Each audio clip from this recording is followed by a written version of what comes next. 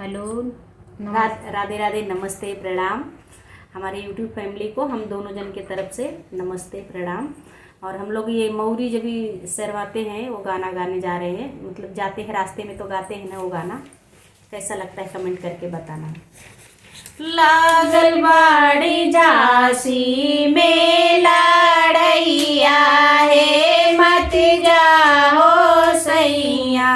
लागल बाड़ी झांसी में लड़ैया है, मत जाओ सैया।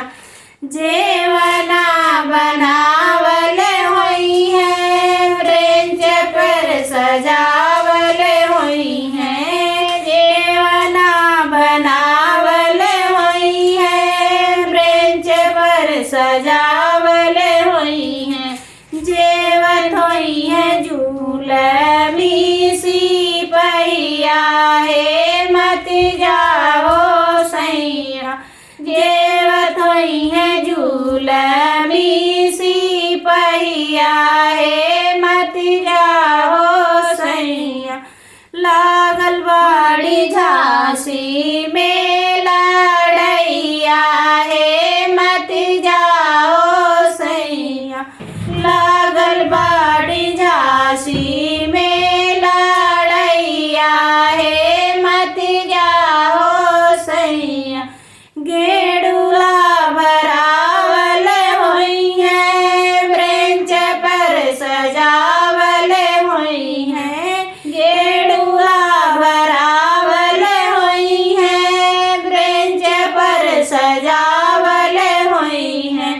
घोटत होई है झूलमी सी पहिया है, मत जाओ सैया।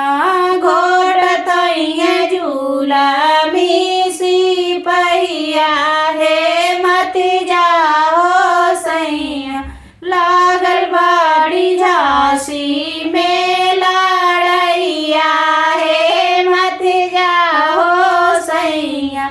लागल बाड़ी झांसी में लड़ैया है, मत जाओ सैया।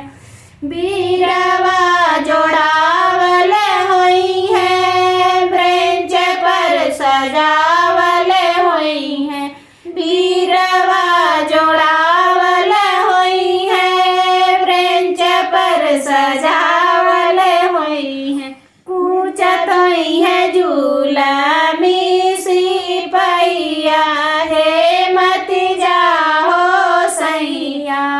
कूचत होई है झूलमी